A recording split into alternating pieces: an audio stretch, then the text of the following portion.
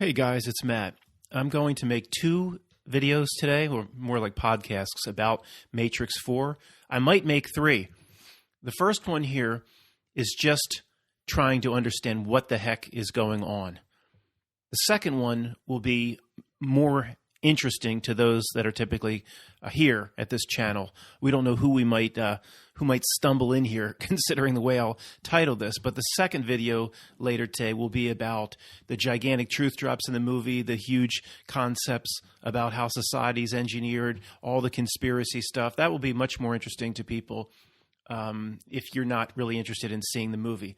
Now, for this, I'm not sure the word spoiler is appropriate here, because even if you plan to see the movie, you might be like, well, I don't want to know exactly what happens. That's what I'm going to do in this video, explain exactly what happens.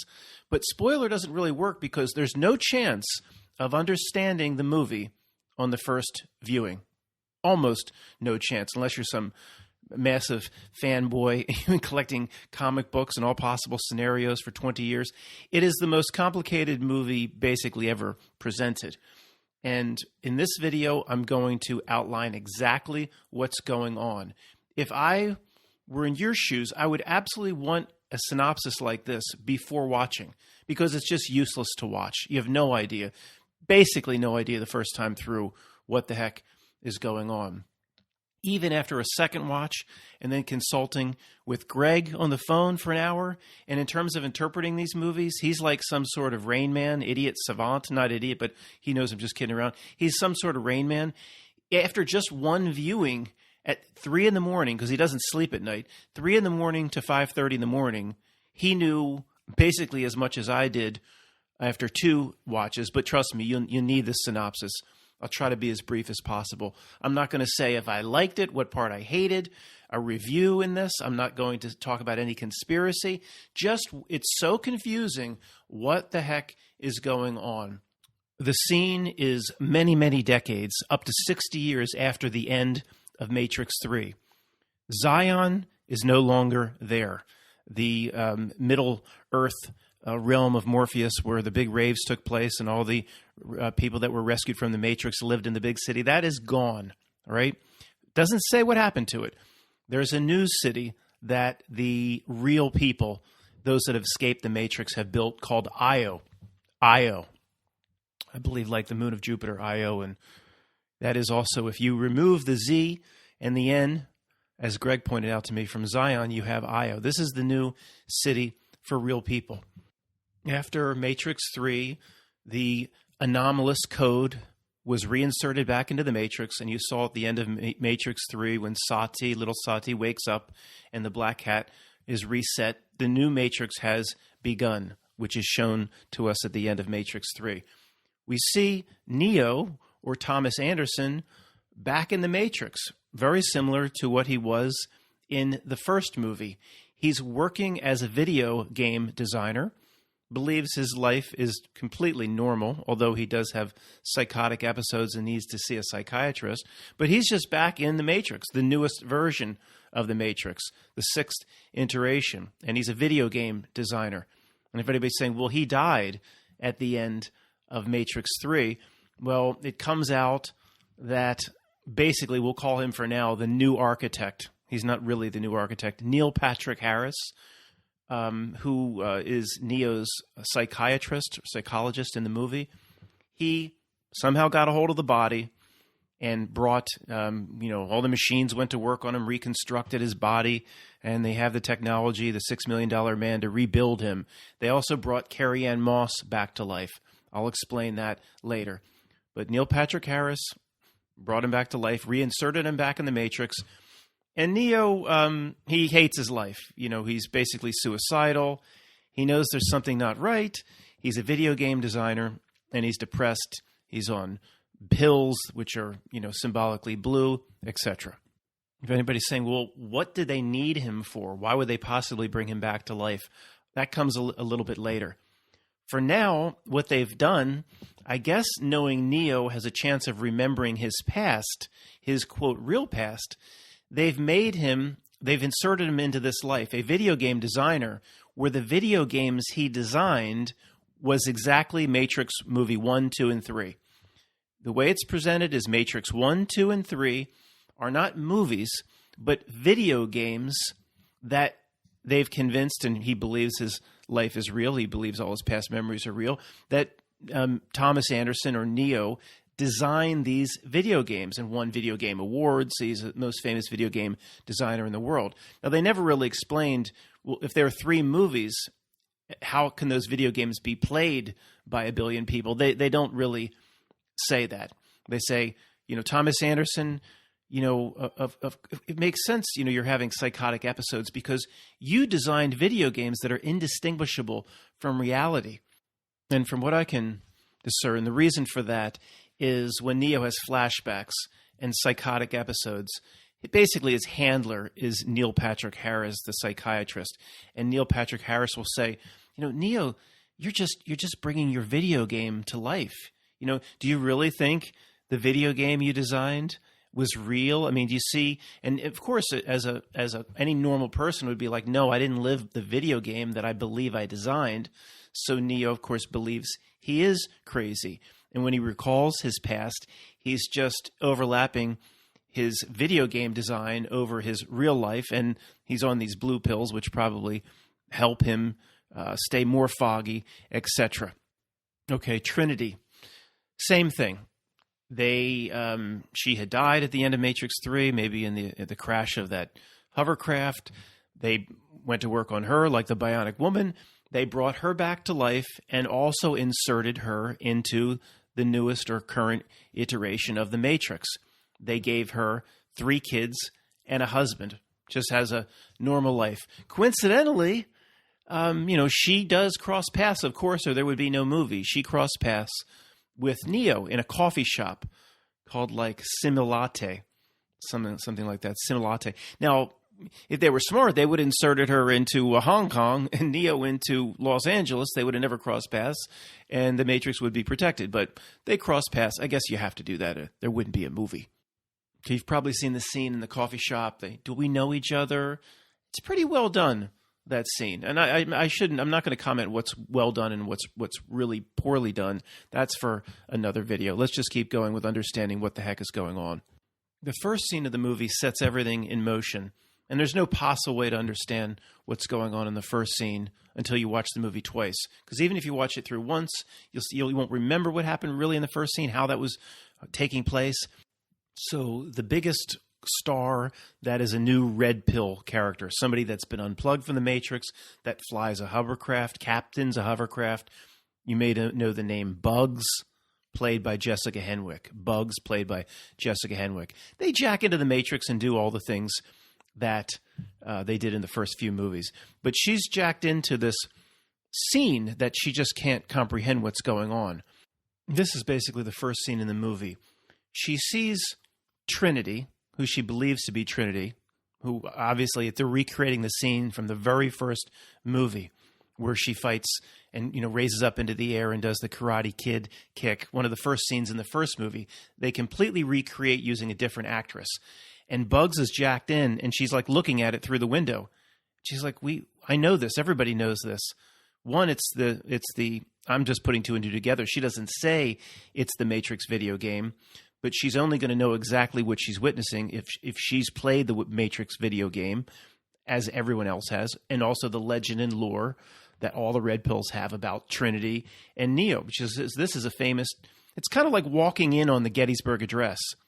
And you jacking in, and you say, wait a second, I know this. This is the Gettysburg Address.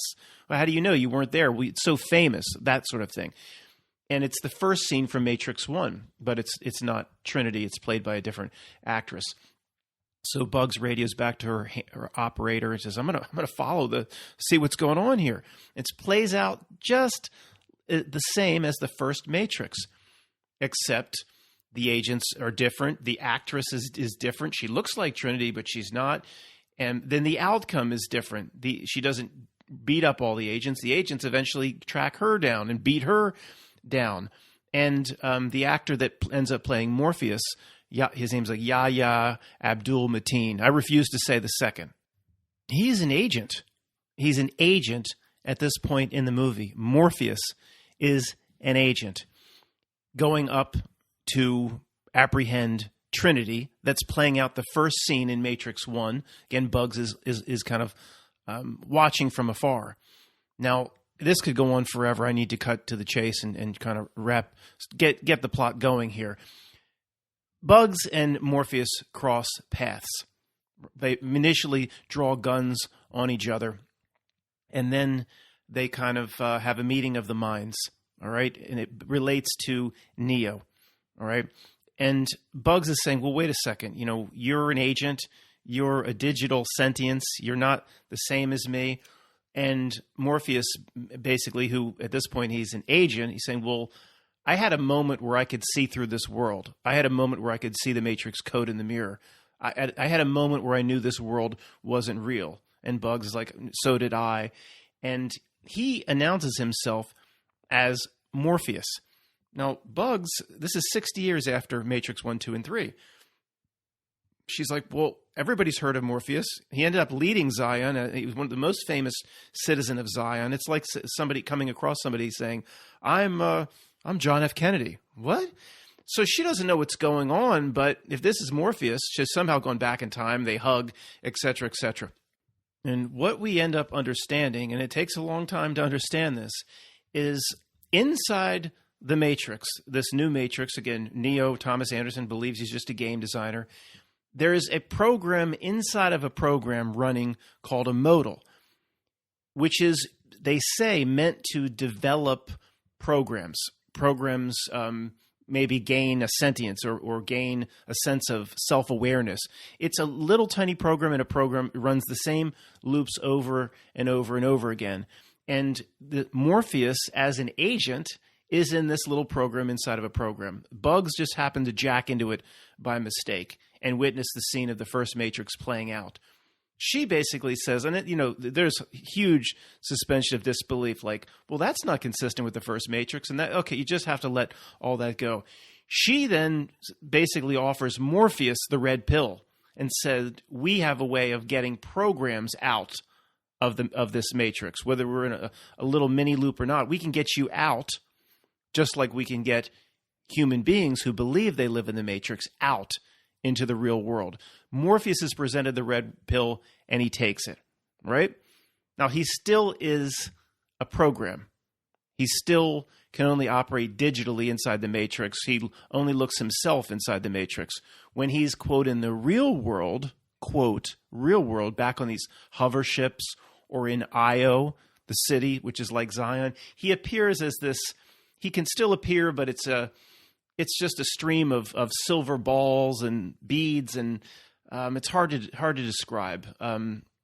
The programs and the things from the Matrix have a physical way they can represent themselves in the real world, but it's like a ghost outline made of metal. I don't know any other way to describe it. Okay, back to the Deus, not Deus Ex Machina, but I think just Deus Machina company or corporation, where Neo is the lead game designer, famous for the 3 games called The Matrix, has a meeting with his boss. His boss, pretty young guy, let's see who played the boss, who turns out to be Smith, Jonathan Groff, Groff, who I've never heard of, plays the boss of this video game company. And he's also Agent Smith. Now, Greg believes he always knew he was Agent Smith, and I believe there's a moment that happens about 20 minutes into the movie where the sprinklers go off, there's a bomb threat in the building, where the Smith in him emerges again, and then immediately tries to kill Neo. And it even gets more complicated than that, but I can't even go. This would be 3 or 4 hours. There's another set of scenarios around that. I think in the beginning, the CEO of this game company, who turns out to be Smith, I don't think he knows he's Smith. At least that's my interpretation. And he has that moment where he sees a gun with on the ground. The sprinklers have gone off in the building because of a bomb threat. Takes him back to that scene in Matrix 3, and then he remembers who he is. Greg has a little bit different interpretation, but it doesn't really matter at this point. Okay, summary. Where are we at this point? Neo is still in the Matrix, believing he's the leading game designer in the world. Created 3 video games called Matrix 1, 2, and 3, which it's the movies we know, but they're games in this reality. Bugs is back on her hovercraft, back in the real world, and they have found Neo. Okay, it took 60 years. Neo is actually alive and in the newest iteration of the Matrix. We found Neo. Bugs, is working with Morpheus, who was the agent in the beginning of Matrix 4, a program inside of that looped program, a program inside of a program called a modal. I know this is extremely confusing. So Morpheus, who was an agent, is now working with Bugs. Now look, here's the thing. This isn't the same Morpheus as the Lawrence Fishburne character. There's all this confusion going into Matrix 4, like how could Morpheus be younger version of himself? Is it going back in time? It's two completely different things. It's like basically it's his digital twin. Morpheus in Matrix 4 is a program, very similar to what you know Agent Smith to be. He can only even physically represent himself inside the Matrix. When he represents himself in the real world, he has to be that ghost outline with these beads that float around, and it's just his outline of his face and his hands. He's a program. It is nothing. It doesn't have nothing to do with Morpheus, but he was designed inside this little program that runs inside of a program to maybe with all the attributes of the real Morpheus, but they're not related in any way. One's a real person who led the raves at Zion and, you know, Lawrence Fishburne, and the other one is just a program that was running inside of a mini simulation, a program inside of a program called a modal. But he's been designed to be Morpheus. He believes he's Morpheus. It's very similar to the beginning of Matrix 4. The Trinity character, who's a different actress, is playing out that scene that mimics the beginning of Matrix 1. But that's not Trinity. That's just a character inside of a program simulation that's playing out the loop of the beginning of Matrix 1, say, over and over again. That's not Trinity. It's designed to be Trinity in this program. It's the same with the Morpheus inside of Matrix 4. It's not Lawrence Fishburne. It's not even that character. All right, let's skip ahead an hour and get to the heart of the matter and wrap some things up here. The key to the whole thing is Neil Patrick Harris, who plays the analyst. It's best to think of him like the architect of the Matrix 4. Although you get into the nitty-gritty details, he's not that powerful. He has to answer to some things that he calls the suits. They never explain who the suits are that are positioned to be more powerful than the analyst, Neil Patrick Harris. The old architect is gone.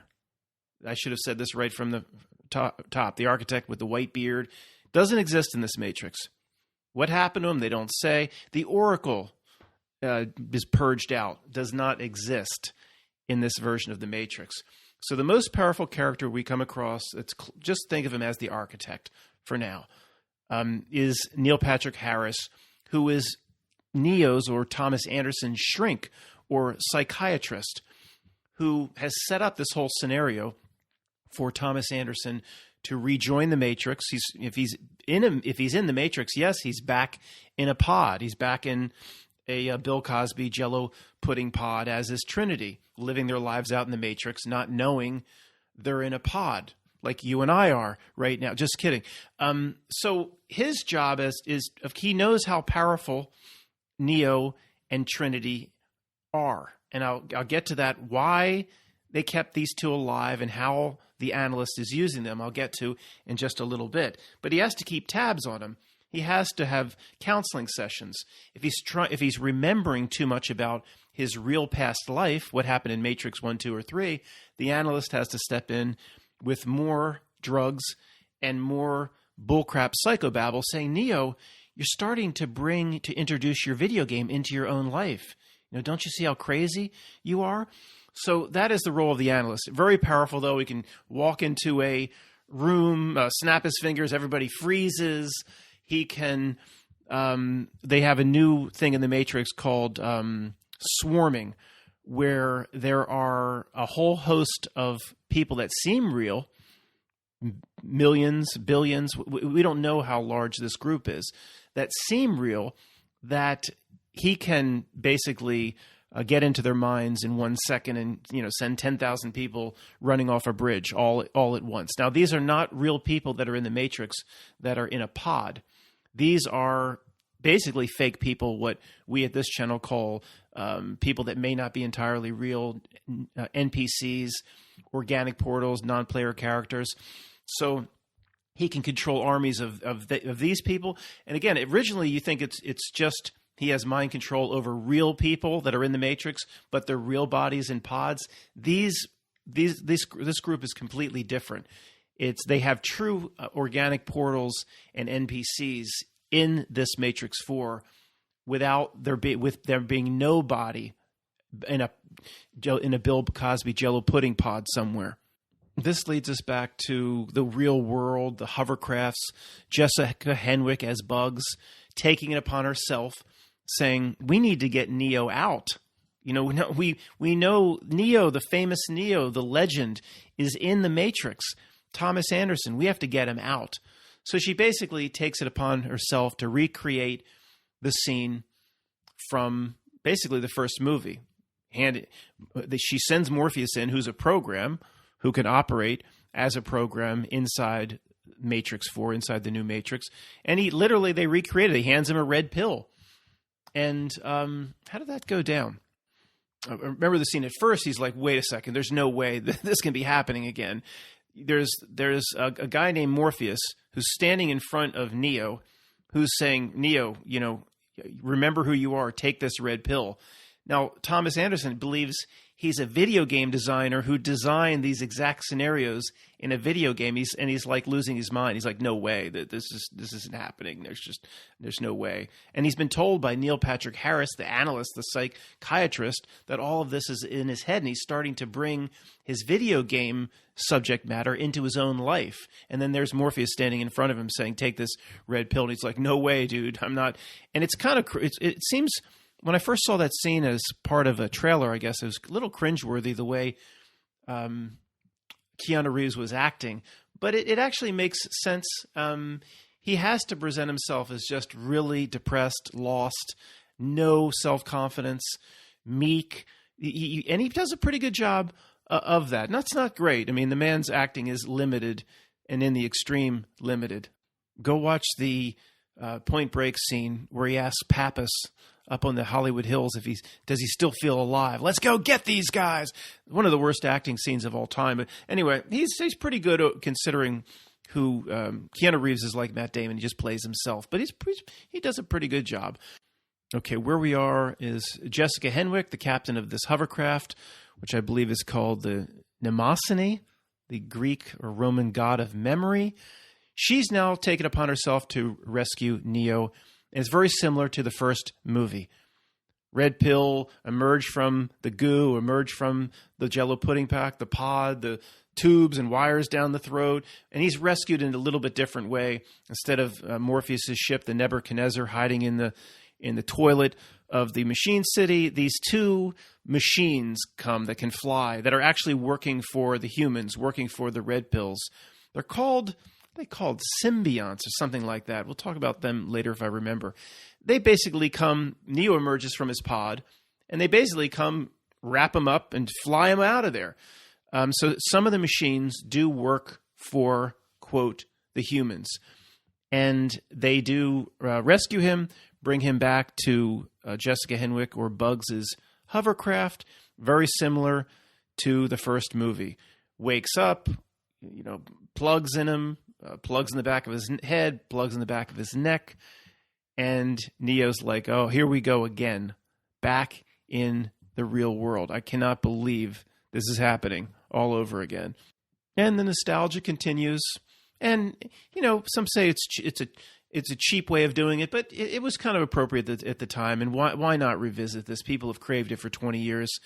Morpheus, who, again, cannot exist. He's a program, cannot exist on the ship, the Mnemosyne, other than in that ghost format of metal, says, I know what you need. Jack him in. I know what he needs. Jack him in.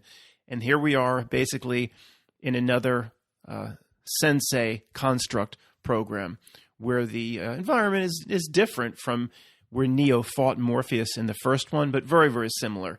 It's some sort of training dojo in a construct program on a beautiful lake amongst thousands of miles of trees.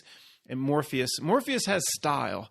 The program Morpheus is not the drab, boring Lawrence Fishburne. He has style in this version of the Matrix. Well, how? He's a program. It doesn't make any sense. You just, don't go there. In every scene, he's wearing a different outfit.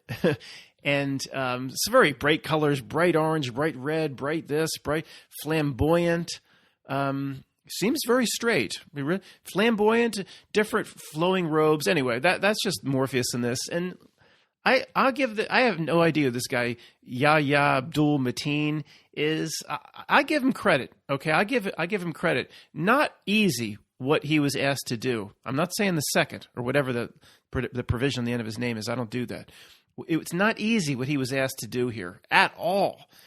And is there 5 actors out there that could have done it better? Yeah, but he did the best. He did a pretty good job considering how difficult what he was asked to do was. So here he is back in the dojo, and come on, Neo, you have you still have the one in you. And Neo's standing there still like a loser. He's like, no, I don't fight anymore. I don't have it in me. And he's like, yeah, you do have it in you. That's why you're here. You want to go find Trinity. You have the one still in you. And he's like, starts beating the hell out of him. Neo's just kind of standing there, taking it, getting punched in the face, like, covering his head. He doesn't know how to fight. Then, of course, what happens? Well, you know what happens. You've seen the trailer. It all comes back to him. And very quickly, he starts kicking the ass of Yahya Abdul Mateen, the 55th. And then he even has a new power, which you've seen in the trailer. Just throws his hands out. It's kind of like the Wonder Woman power when she crosses her arms and her bracelets, together. There's that shockwave that goes out. Like I say that about Wonder Woman, like everybody listening that's going to be intimately familiar with that. Oh yeah, thanks for the Wonder Woman reference, Matt. Now I understand.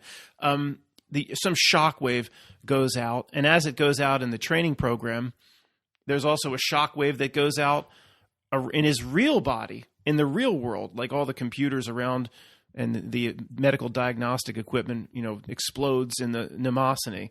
And so you're like, well, what's going on there? Is this another iteration of him having real powers in the real world? It's, they kind of dabble with that again, but that doesn't come up too much like in Matrix 1 or 2, where he just starts to destroy Sentinels from the real world. So I guess all those theories we'll leave out of this. Let me just keep to the plot here and try to wrap this up. Again, it's getting long as soon as I can.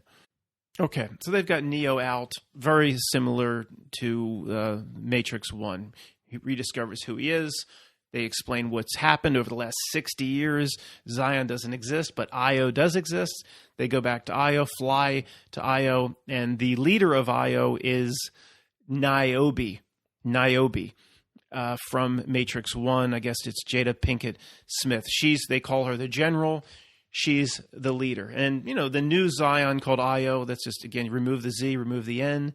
What did we talk about? 3 reasons for Io. I'm going to talk, there's the conspiracy videos coming up, or presentations coming up. We'll get into all that in the next video. So Niobe's pissed at Bugs, Jessica Henwick. You took it upon yourself to go rescue Neo, grounds her, going to court-martial her. Neo, they're friendly, of course, and they have a friendly meeting, and she apologized, but she's like, she believes he's going to go right after Trinity. And basically, she very politely and I guess apologetically locks him away in a quarantine zone. It's specifically what's on the door for highly infectious people.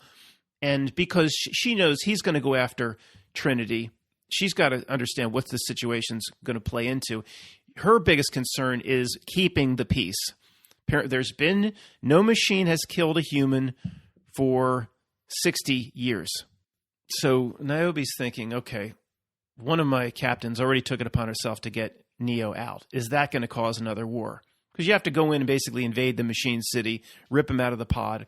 Did that act alone is going to cause another war? And now Neo's out, who could transform back into the One. Is he going to take it upon himself to go get Trinity out, which would be like another attack on the machine city? She's like, I've got 10,000 people here in Io to worry about, keeping the peace. I don't. What you need to do for Trinity, that's I'm going to lock you away till we can figure this out. Well, Bugs and the crew again take it upon themselves with the program Morpheus to break him out, and very recklessly break him out of his little quarantine and say, let's go get Trinity. Now I forget exactly how Niobe comes around to this, and because she's very upset initially with Bugs for going to get Neo. So and now Bugs is she's recommandeered her own ship and broken Neo out again. So I'm not sure how we get to the scene, but it's a scene kind of in a Matrix construct program where Niobe is approaching Sati. This is where little Sati comes back into the picture. Remember little Sati from Matrix 1, 2, and 3 at the end of her with the Oracle at the end of Matrix 3. She now enters into the picture and is going to have a meeting with Niobe, the general, and Neo and the others about devising a plan to go get Trinity out of the Matrix.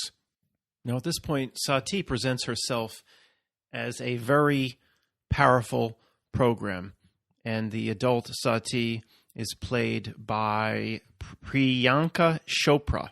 Who does a good job. She's not in a lot of the movie, but she does a good job. A very powerful program, but not as many Matrix fans thought. The new Oracle. In no way do they present her as the program that has been trained to totally take over for the Oracle or wields that sort of power. She doesn't wield any power or control over the Matrix itself. A powerful program, but kind of on her own, the way the Merovingian was presented in the first 3 Matrixes. And I don't know if I'm going to talk about him or not. He is not an integral part of although he makes an appearance. I think I'm going to talk about the Merovingian, I think, when I give my opinion on how certain things were filmed and shot and put together. Merovingians delivers an incredible message for the next video, the conspiracy podcast. But the presentation of the Merovingian, again, in Matrix 4 is pathetic. I mean, and in the extreme. But there could be a reason for that. That's for the other video. So at this point, somebody might be asking, well, why is Sati interested in helping Neo and Niobe get Trinity out of the Matrix? Because I guess they presented it as they've already gone in and stolen Neo out. Now all their defense is up. Now they have thousands of sentinels around Trinity and this and that, and there's just no way to get her out unless you incorporate a powerful program like Sati. Well, I don't know at this point why they need to get her out or what it convinces Niobe to go through with this. So this is where the real spoilers happen. If you're going to, I've probably given you enough. If you're going to watch, that'll help. But if you are going to watch today or next week or something, you probably want to stop here because this is where the real spoilers and the ending and all that come together. Be a good time to stop if you're going to watch the movie soon. I've given you a foundation. We find out from the architect of Matrix 4, Neil Patrick Harris, the analyst. Again, he's the shrink for Neo. Not the top person. There are other powerful beings that control the Matrix that we just hear about, called the Suits. They never explain what that is.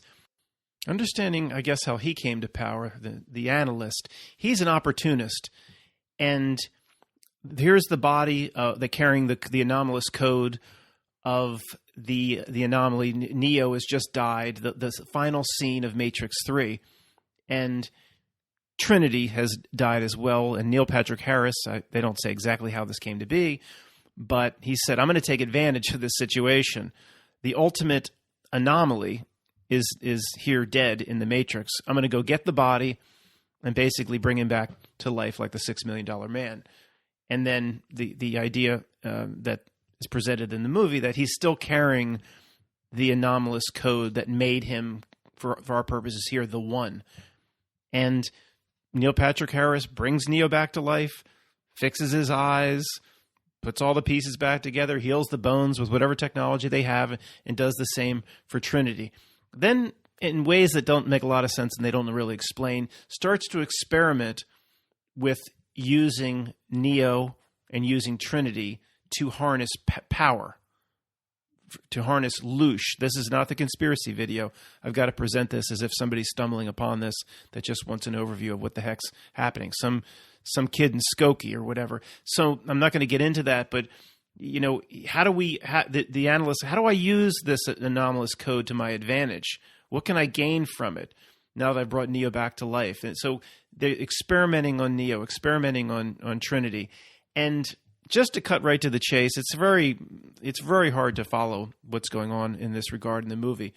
But when they're close together, it's not even done very well in the movie, but when they're close together, he can harness their energy and use their energy to, I guess, increase his influence and power in the Matrix.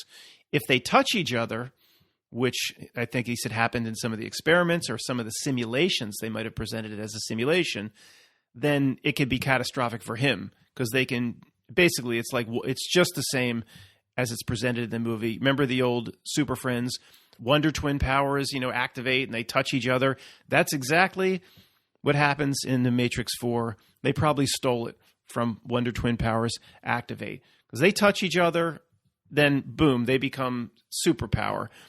So Neil Patrick Harris, he's learned to keep them close but not touching, and then he can harness their power, increase his own reign of dominance over the Matrix, etc. So that's basically how this movie presents why they're alive, why they're so important, and it could have done a little bit better job there. Because if you're not convinced that the Matrix, that Trinity and Neo are important, you say, well, why would the Matrix even allow Neo to be alive? I mean, he's just going to cause trouble again, right? But then this is where suspension of disbelief comes in. You wouldn't have a movie, would we? Okay, to wrap up, there's this huge scene that plays out in the Matrix as they're, quote, rescuing Trinity. Why they can't just unplug them? Well, they don't really say, and maybe we're just supposed to look the other way on that. When you don't need a phone in this Matrix to go back to the Nebuchadnezzar or to go back to the Mnemosyne. They basically you just pull the plug on the back of the head and you're back in the real world. It's pretty much more simply presented in this, where you needed a phone line. You had to go through the phone line like a 14.4 or 28.8 or 56 whatever modem back in the day that would squawk at you. They don't have that here. But so you have to look the other way. This huge 10-minute scene plays out in the Matrix where Smith, huge spoilers here if anybody wants to watch it, Smith pops up. He's going to help Neo in the end take down the Architect. The Architect is going to get his NPCs and his bots, his fake people all over the Matrix to swarm, and thousands of them are going to go after Neo and Trinity. You might have seen the trailer. The scene takes place on the top of the building where their helicopters are shooting, 1,000 round a minute machine guns, missiles. Neo's deflecting them. Neo's stopping the bullets, etc., etc., etc. Okay, it's like a Butch Cassidy and the Sundance Kid no-win situation, surrounded by thousands of these zombie bots, helicopters coming. They're top of the building. Neo's, his powers are coming back. He can't fly, but he can stop bullets, and he can do a lot of things that his old one self could do, and even more. But even he's getting worn down. He can't hold everybody off. He still kind of presents himself like an old man, and they're just going to jump. Literally, it's really presented as a jump to their death, not a jump to the next building or they think they can fly. They're just going to jump off the building. It's more of a presented like a suicide thing.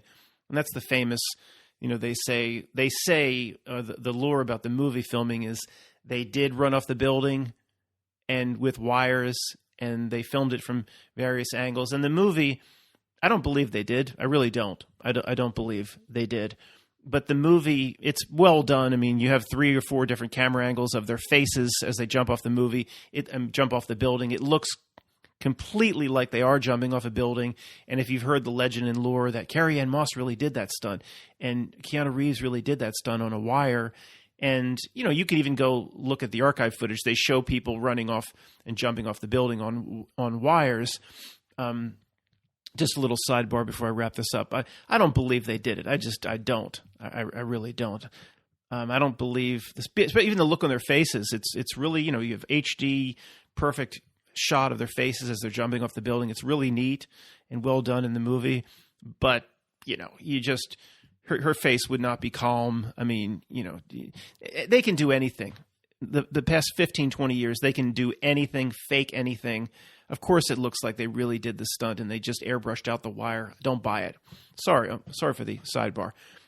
So they go flying off the building and they're just going to jump to their death, hold hands, and then they just, they freeze in the air basically. And Neo's like, it's a little stupid, but my opinion will come in another video. Neo's like, are you doing this? And Carrie-Anne Moss is doing it. She has the power of the one. And she then, they stop their descent and they fly away. All right, let me collect my thoughts to see how the ending wraps up. And if anybody's saying that sounds really stupid, on paper it is. I mean, but it's done pretty well. Again, this is not my opinion video. A lot of people in the theater crunching their popcorn will look the other way, and it's okay. I mean, it is pretty dumb on paper.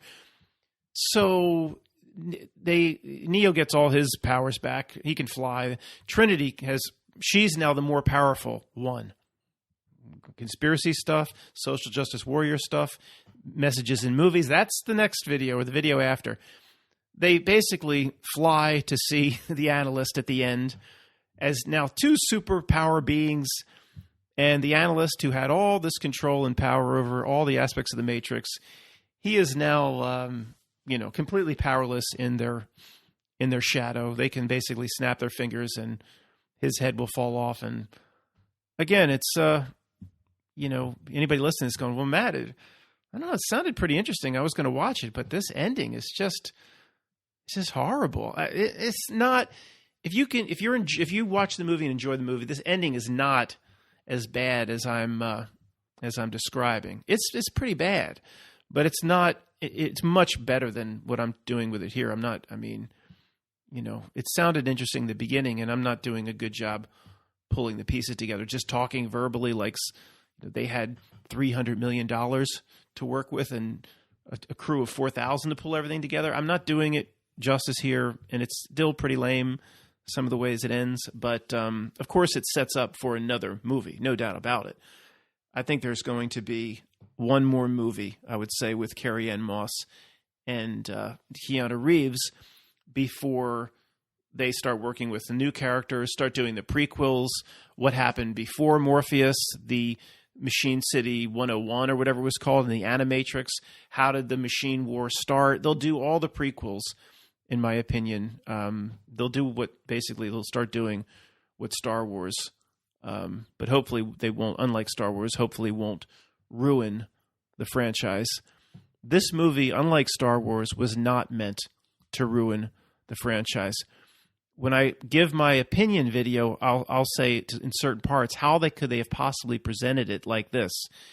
But there's no way they didn't put real effort into making a movie here. It is not. The Force Awakens is one of the worst movies ever made. You could put anybody together in a room and they could storyboard something out better that was meant to destroy Star Wars. This does not. This is not trying to destroy the first three. Absolutely not, in my opinion. So, guys, I hope that helped a little bit, and I'm sorry for the length of this. And I just wanted to. That helps me also for the next few videos go over the plot and get some things straight in my mind. Thanks.